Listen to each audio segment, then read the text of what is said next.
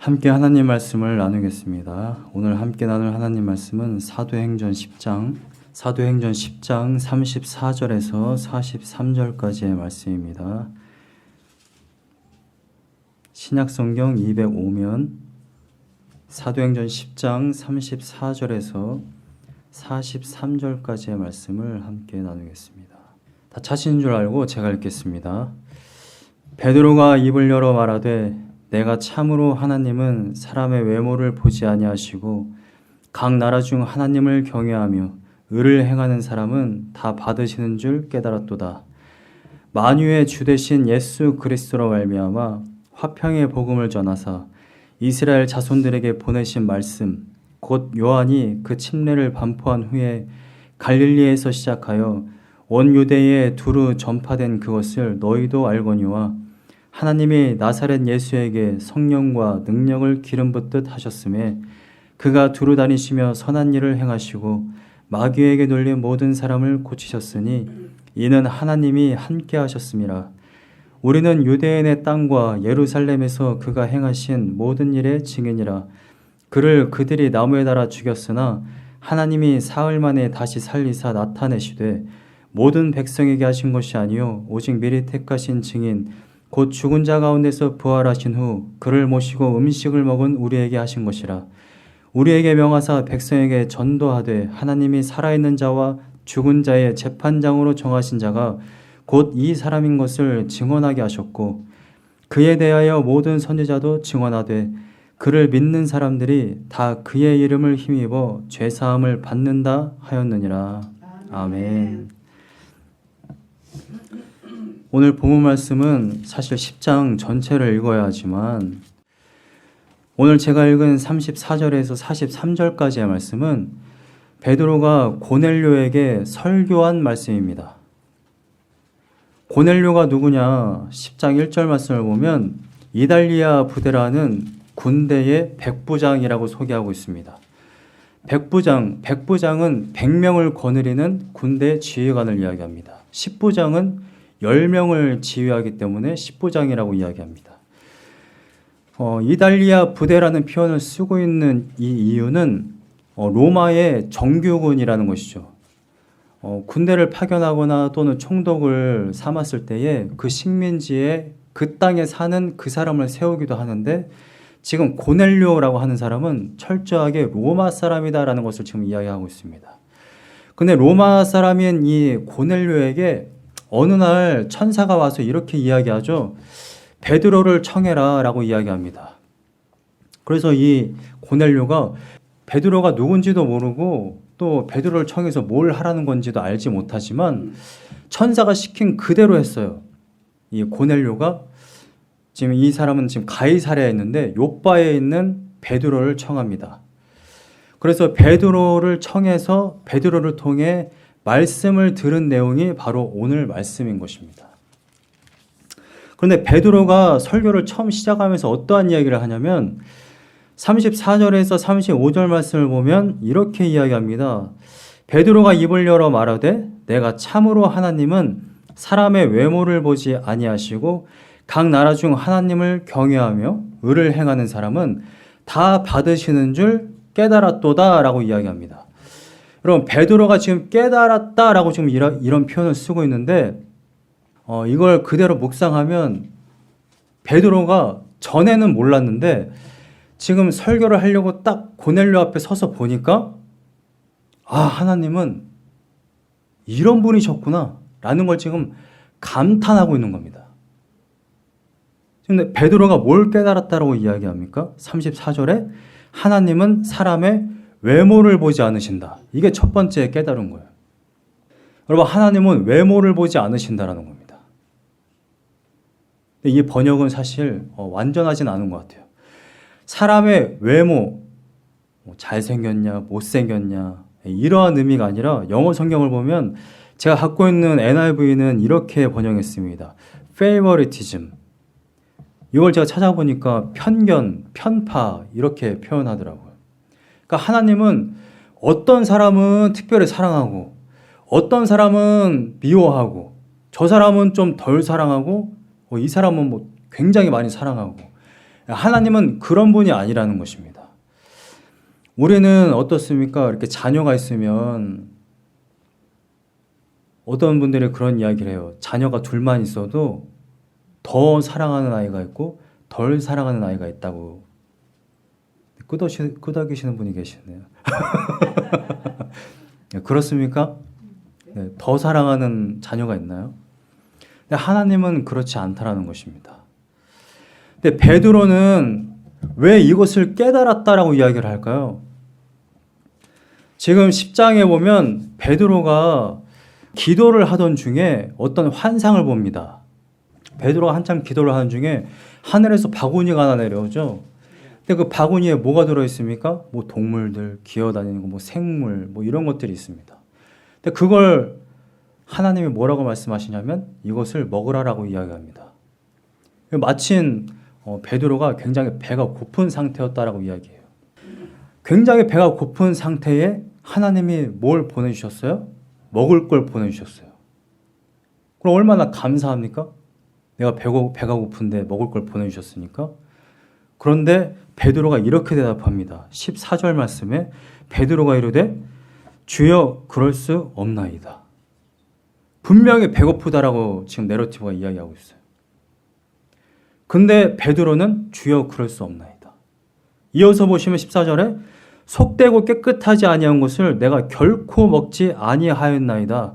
지난 날 동안 나는 속되고 부정한 것을 전혀 먹은 적이 없습니다. 어떻게 이것을 먹으라고 할 수 있습니까? 이걸 먹을 수 없습니다.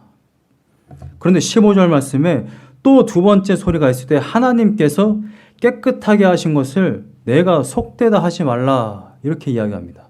무슨 말이냐면 이것은 깨끗한 거니까 먹어라 라고 지금 이야기하셨다라는 거예요. 그런데 베드로가 어떻게 했느냐? 아닙니다. 저는 이것을 먹을 수 없습니다. 이것은 부정한 겁니다. 16절 말씀을 보면 이런 일이 3번 반복되어져 있었다라고 이야기하고 있어요. 3번. 베드로랑 3번은 항상 좀 연관성이 있습니다. 3번 부인하고 예수님께 3번 사명을 받고요. 부정할 때도 3번이나 또 부정했어요. 그러니까 얼마나 먹기 싫다는 거예요. 율법에 부정하고 속된 것은 절대 먹을 수 없습니다. 유대인은. 사실 그냥 그대로 이야기한 거예요. 그런데 하나님이 뭐라고 말씀하시느냐? 그것은 부정한 것이 아니다라고 이야기합니다. 원래 유대인들은 음식법이 있어요. 먹을 수 있는 게 있고 먹을 수 없는 게 있습니다. 돼지 먹을 수 없고 피자 먹을 수 없고 먹을 수 있는 새가 있고 먹을 수 없는 것들이 있습니다. 오늘날에도 정말 고지식한 목사님들은 제가 꼭 그거 나쁘다고 생각하진 않는데 요즘에 워낙 자유로우니까 그리스도인들이. 근데 순대도 먹지 마라. 주일날 일하지 마라. 이렇게 아예 율법으로 강령으로 주는 그런 교회도 있습니다. 근데 뭐 순대가 먹는다고 해서 뭐 순대가 우리를 불결하게 하나요? 그렇지 않다라는 것이죠. 음식법은 파야졌습니다. 근데 정말 중요한 건 이게 정신이에요, 정신. 유대인들은 본인들만 깨끗하다고 생각해요. 그리고 본인들만 천국에 간다고 생각합니다. 본인들만 하나님의 자녀라고 생각해요. 여러분 제가 미국에 와서 놀란 게 뭔지 아십니까? 백인들은 본인들만 하나님의 자녀라고 생각하더라고요. 여러분들 주변에 있는 분들 다 그렇다는 건 아닌데 신학교의 총장님도 그런 말씀을 하셨어요. 우리는 하나님께 축복받은 인종이다. 다른 인종은 그래서 우리가 궁휼히 여겨야 된다. 성경에 보니까 백인을 하나님이 축복하셨어. 베드로와 똑같은 사고방식을 가지고 있는 게 이 모든 인간의 특성입니다. 여러분 우리가 황인종이니까 항상 인종차별을 받고 있다 생각하죠? 지난주 뉴스 보니까 LA에서 우리 코리안이 히스패닉을 엄청 인종차별한 그런 뉴스가 떴습니다. 여러분 우리나라 사람만큼 사실 인종차별을 심한 나라가 없습니다. 우리 홍선대원군 전혀 다른 문물을 받아들일 생각이 없으신 분. 우리나라에만 있는 그런 단어 표현이 있다고 그래요? 국제결혼. 이게 우리나라에만 있는 표현이라고 합니다. 저는 이게 잘못된 건지 몰랐어요. 근데 다른 나라는 다 인종과 민족이 다 여러 민족이 같이 있기 때문에 그냥 백인과 흑인이 결혼하면 그냥 결혼한 거예요. 근데 우리나라 사람만 유난히 같은 색깔이라 할지라도 우리가 중국 사람이랑 결혼한다, 일본 사람이 결혼한다 그러면 어떤 이야기를 하느냐? 그냥 결혼했다고 말하지 않습니다. 국제결혼 커플이네. 요즘에 유튜브에도 제목들이 다 그래요. 뭐 미국인 아내와 한국 남자, 국제 커플 이런 식으로 표현합니다. 이게 다른 나라 사람들 입장에서 봤을 때는 굉장히 이상한 표현이라고 합니다. 아니 무슨 국제 결혼이라는 표현이 있어? 결혼이면 결혼이지. 베드로가 깨달은 거는 하나님은 우리와 같지 않다라는 겁니다. 우리는 항상 차별해요. 살 색깔로 차별하죠. 학위 가지고 차별하죠. 돈 가지고 차별하죠. 하나님은 그렇지 않다라는 것입니다. 하나님은 모든 사람이 다 동등해요. 유대인과 이방인.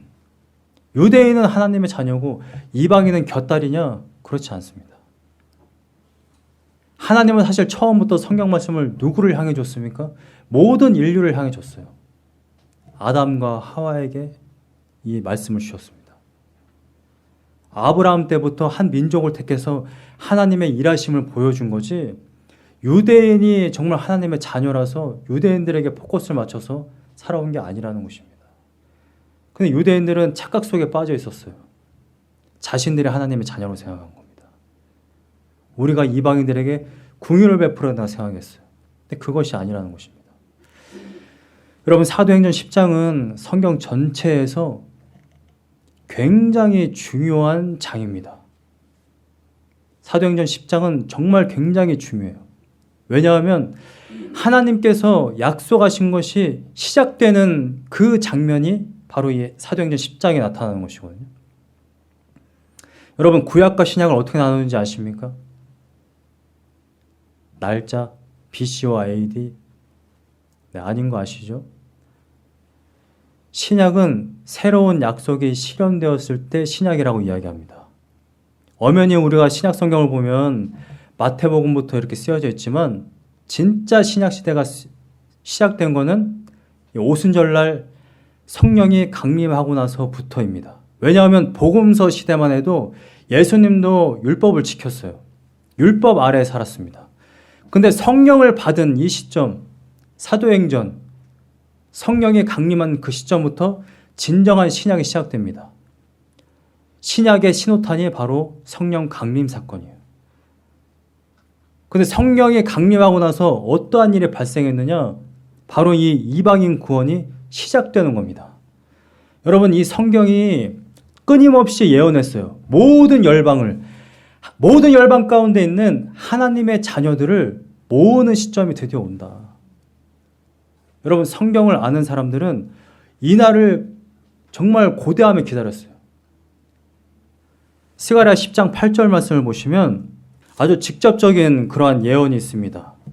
스가랴 10장 8절 말씀에 내가 그들을 향하여 휘파람을 불어 그들을 모을 것은 내가 그들을 구속하였음이라. 여러분, 이게 선지자들이 예언한 것입니다. 그래서 마태복음 24장 31절 말씀에 예수님이 마지막 날에 어떠한 일이 있을 것인지에 대해서 이렇게 표현합니다. 마태복음 24장 31절 말씀을 보세요. 그가 큰 나팔 소리와 함께 천사들을 보내리니 그들이 그의 택하신 자들을 하늘 이 끝에서 저 끝까지 사방에서 모으리라. 여러분, 우리는 지금 신앙생활을 10년, 30년을 했기 때문에 우리가 예수 그리스도를 통해서 내가 영접 받았고 성령 체험도 하고 내가 지금 교회 나와서 예배 드리는 거에 대해서 큰 감흥이 없어요. 그런데 이것은 사실 굉장히 중요한 사건이라는 것입니다. 유대인들만의 종교가 아니라 정말 하나님께서 태초부터 사실 작정하셨던 것, 자신의 자녀들이라고 한다면 이방인이건 상관없이 코리안이건 중국인이건 미국인이건 그것이 하나님의 자녀라면 나는 반드시 그 자녀들을 모을 거다.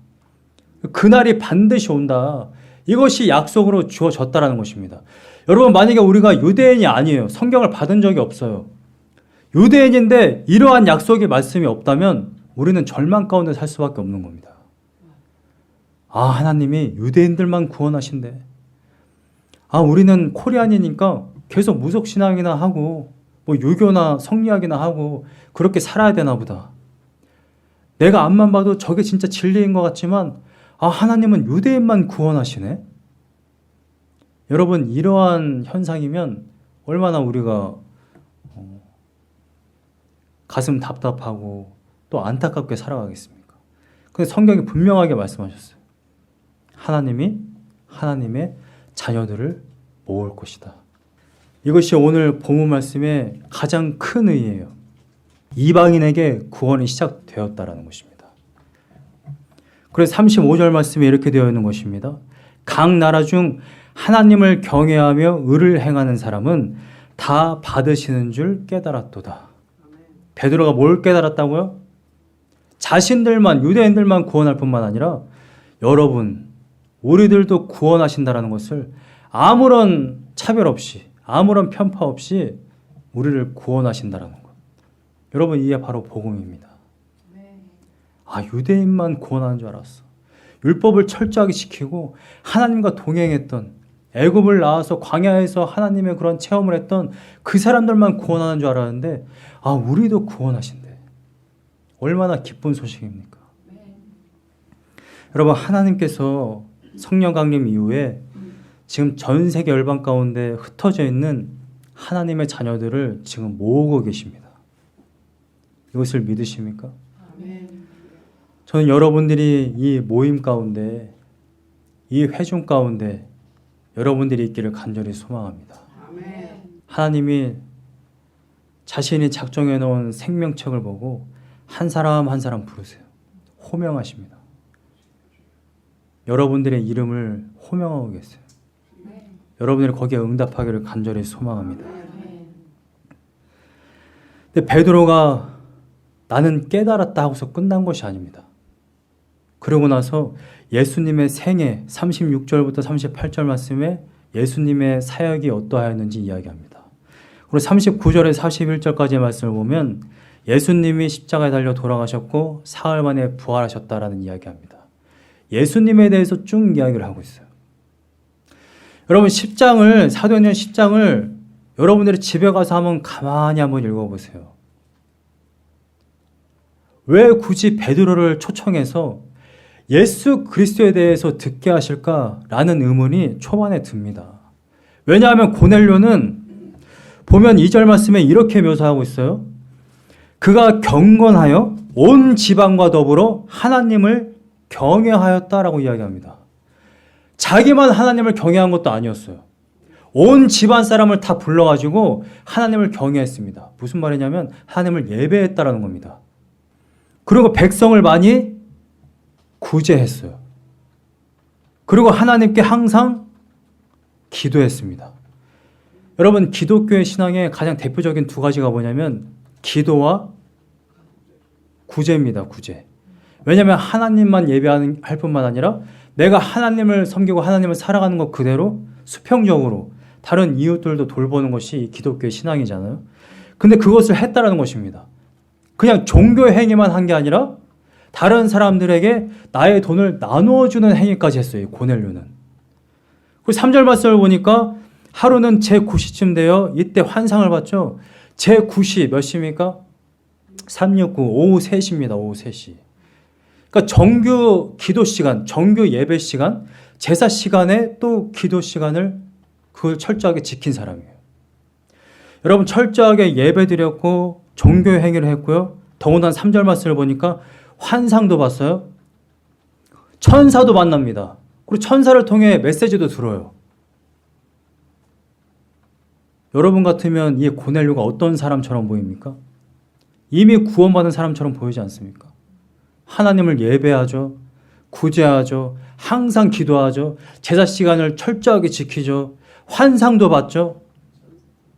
천사도 봤습니다. 아니, 이 정도면 하나님 자녀 아닙니까? 근데 왜 굳이 베드로를 통해서 말씀을 듣게 하느냐 이겁니다. 여러분, 제가 고넬료와 거의 비슷하게 예수님을 만났어요. 2006년도에 제가 예수님 만날 때 2006년 3월에 성령 체험했습니다. 3월에 성령 체험을 하고 계속해서 성령 체험을 했어요. 근데 제가 그때 항상 한 곳에 어떤 찝찝함이 있었어요. 하나님이 계시다는 걸 알겠어요. 성령 체험을 계속 하니까. 방언을 받았죠. 환상을 보죠. 계속 나가서 전도하죠. 정규 예배 시간에 참여하죠. 단기 선교 나가죠. 하나님의 자녀가 된 줄 알았어요. 왜냐하면 이런 신비한 체험들 다 하니까. 여러분, 성경은 분명하게 이야기합니다. 누구나 환상 볼 수 있어요. 누구나 방언할 수 있습니다. 누구나 성령 체험할 수 있어요. 누구나 천사도 만날 수 있습니다. 누구나 하나님의 음성도 들을 수 있어요. 누구나 교회에 와서 앉아 있을 수 있습니다. 그런데 예수님 안 만나면 구원 없어요. 여러분, 철저하게 성경은 이야기합니다. 예수님을 만나야 돼요. 예수님. 여러분, 10장 전에 9장 나옵니다. 9장에 사도 바울이 어떻게 회심하느냐? 다메섹 가는 도상에 예수님을 만나서 회심해요. 여러분, 뭔가 사도 바울은 뭔가 다른 것 같고 고넬료는 뭔가 다른 것 같지만 그렇지 않습니다. 초점은 이거예요. 예수님을 만나야 된다는 것입니다. 예수님. 그런데 예수님을 만나는데도 더 디테일한 중요한 요소가 있어요. 여러분, 복음 시대에 예수님이 많은 사람들의 병자를 고쳤습니다. 많은 사람들에게 복음을 전했어요. 회개하라, 천국에 가까이 왔느니라. 그런데 그 모든 사람들이 예수님이 십자가 지실 때 전부 다 도망갔어요. 예수님을 만난 것만으로도 충분하지가 않아요. 그러면 예수님을 정말 만났다라는 게 무슨 의미가 있느냐? 오늘 본문 말씀에 그 해답이 있습니다. 굉장히 중요한 말씀이에요. 오늘 본문에 마지막 구절들이 있습니다. 42절과 43절 말씀. 베드로가 하나님께로부터 사명을 받아 증인이 되어서 증언하는데 무엇을 증언하느냐? 이 예수님이 살아있는 자와 죽은 자의 재판장이라는 것입니다. 그리고 43절 말씀에 그에 대하여 모든 선지자도 증언하되 그를 믿는 사람들이 다 그의 이름을 힘입어 죄사함을 받는다 하였느니라. 여러분, 제가 오늘 설교 제목을 페이스 언론이라고 해놨어요. 5 솔라 시리즈가 있는데 그 중에 하나 페이스 언론입니다. 여러분, 우리가 어떻게 구원을 받느냐, 어떻게 천국에 가느냐? 오직 믿음으로 구원받습니다. 근데 어떠한 믿음이에요? 예수님이 나의 죄를 사해 주셨다라는 믿음이 있어야 돼요. 여기에 나오는 사함은 용서가 아닙니다. 제가 원어를 찾아보니까 용서가 아니더라고요. 야, 신현덕, 너 어제 죄 졌지? 그렇지만 내가 네 죄를 용서할게. 용서가 아니에요. 여기에서 죄 사함이라고 했을 때 사함은 해방이라는 뜻입니다. 해방. 내가 너를 죄로부터 해방시켜 줄게. 근데 정확한 이미지를 제가 여러분들에게 그려드릴게요. 여러분, 여기가 법정입니다. 법정. 법정인데 예수님이 재판장으로 계시대요. 42절 말씀에 분명하게 말씀하셨습니다. 살아있는 자와 죽은 자의 재판장이 누구라고 그래요? 예수님이 재판장이라고 이야기합니다. 자, 재판장, 예수님이 재판장으로 계세요. 죄인들은 다 피고석에 있습니다. 자, 여러분들이 살아가면서 정말 조금 잡아서 여러분들이 100명의 사람을 죽였다고 칩시다. 너무 많아요? 여러분, 마음으로도 짓는 죄가 죄라고 말씀하셨기 때문에 제가 좀 과장했습니다. 여러분, 100명의 사람을 죽였어요. 100명의 사람을 죽인 사람을 어떻게 선고하시겠습니까? 여러분들 같으면. 당장 사형시킵니다. 재판장이신 예수님이 피고인에게 정확하게 정의를 내리시면 이렇게 되는 겁니다. 사형. 여러분들은 사형입니다. 저도 사형이에요. 사형. 그런데 재판장이 여러분들에게 사형을 선고하고 재판장이 재판정에서 내려와서 사형대에 올라가는 모습을 보여주는 거예요. 그게 죄의 삭스로부터 해방시킨다라는 의미입니다. 여러분, 단순히 여러분들의 죄를 용서하면은요, 여러분들이 죄 하나하나 지을 때마다 다시 재판받아야 돼요. 그런데 죄를 사한다, 죄로부터 해방시켰다라는 이야기는 무슨 말이냐면 여러분들이 미래에 지을 모든 죄까지도 하나님이 주권적으로 여러분들에게 더 이상 죄를 묻지 않겠다는 거예요. 왜냐하면 그 모든 죄를 대신해서 예수님이 사형대에 서 죽으셨기 때문에 그렇습니다. 여러분, 그래서 우리는 단 한 가지만 하면 돼요. 뭐만 하면 돼요? 나의 모든 죄를, 내가 내일 지을 죄까지도 예수님께 다 전가시켜버리고 예수님을 따르면 됩니다. 이게 기독교 신앙이 이야기하고 있는 거예요. 굉장히 염치 없는 것 같고 굉장히 나쁜 것 같죠? 아니, 내가 내일 지을 죄까지도 하나님 앞에 다 떠넘기다니. 아니, 그런 몰상식한 사람이 어디 있어? 여러분, 우리의 실존은 그런 사람이에요. 어제 죽은 사람이 151명, 부상자가 89명이래요. 세월호 이후로 정말 많은 사람이 죽었습니다. 그런데 이 많은 사람들이 죽었는데 유가족과 함께 울어주거나 정말 아파해 줄 망정 그리스도인들이 뭐라고 이야기하냐면, 아휴, 하나님의 심판을 받은 거야. 여러분, 그게 할 말입니까? 그게? 죽은 사람들 앞에서. 그럼 정치적으로 뭐 정부가 잘못해서 뭐 이렇게 된 거야. 이게 지금 정치적으로 뭐 판단하고 어떤 책임론을 지금 따질 일입니까? 정치적인 판단은 정치인들이 해요. 신학적인 판단은 신학자가 하게 놔두자고요. 우리는 신앙인들입니다. 신앙인. 그리스도인의 예수 그리스도의 마음을 가지고 그 판단만 하면 돼요. 우리는 함께 울어주면 되는 겁니다. 여러분, 우리는 모두 다 죽을 수밖에 없는 존재. 우리는 너무나도 쉽게 아담 때부터 자꾸 책임을 따져요. 그 본성 그대로 예수님께 떠넘기자고요.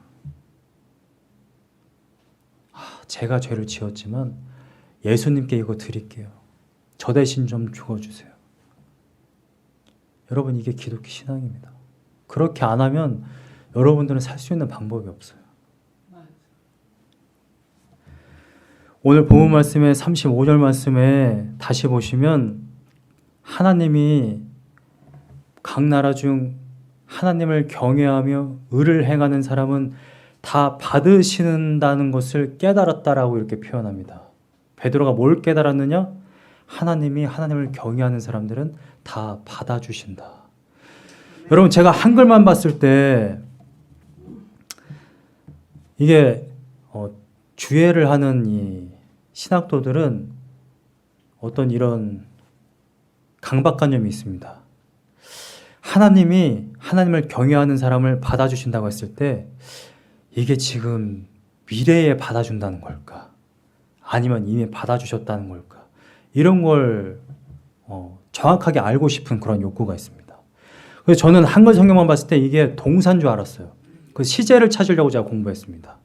근데 원어를 보니까 이게 문법 형태가 형용사로 되어 있어요. 형용사. 여러분, 형용사가 뭔지 아시죠? 영어권에 사시니까 영어를 조금 저보다도 잘 아시니까. 형용사가 뭡니까? 무언가를 꾸며주는 거잖아요. 그러니까 하나님이 어떤 분이다라는 것을 정체성을 나타내는 겁니다. 하나님이 어떤 분이냐?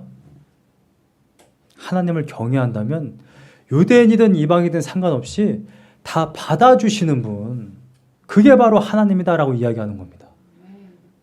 그런데 이 원어에 지금 형용사라고 되어 있잖아요. 원형을 찾아보니까 이 원형의 뜻이 이겁니다.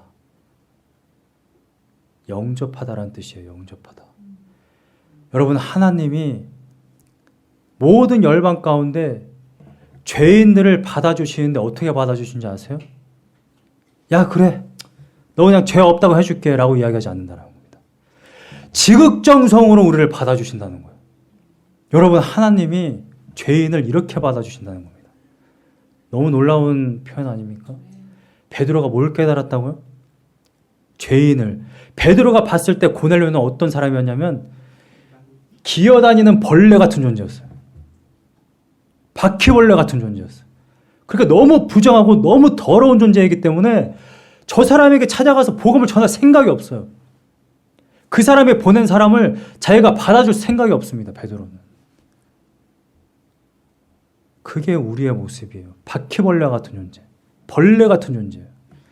그런데 그런 죄인을 하나님이 지극정성으로 받아주신대요.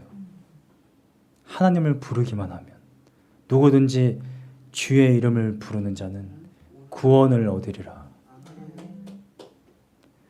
여러분, 우리는 한 가지만 하면 됩니다. 예수의 이름으로 죄사함을 받으십시오. 우리는 예수 그리스도를 믿고 나아가는 존재입니다. 여러분, 우리들 삶 가운데, 우리들 인생 가운데 매 순간순간마다 이 신앙이 필요해요. 예수님을 믿는 거. 여러분, 우리가 왜 힘들어하는지 아십니까? 우리가 왜 죄를 짓는지 아세요? 우리가 왜 저 죽어가는, 저 힘들어하는 유가족을 보면서도 정죄를 하는지 아세요? 이걸 몰라서 그래요. 내가 정말 벌레와 같은 존재인데 예수님이 나를 대신해서 십자가에 지셨고 내가 그분 때문에 죄로부터 해방되었다는 것을 모르기 때문에 우리가 감히 죽은 사람을 보면서도 그렇게 함부로 이야기하는 겁니다.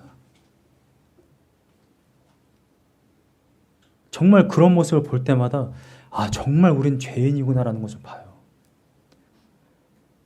지금 151명이 죽어서 온 나라가 통곡을 하는데도 거기에다 대고 그리스도인이라는 사람들이 야, 하나님의 심판을 받았다라는 표현을 쓰다니. 그 사람들이 정말 교인일까라는 의문을 품습니다. 정말 교인이라면 그리스도의 마음을 가지고 아마 같이 울고 있을 거예요.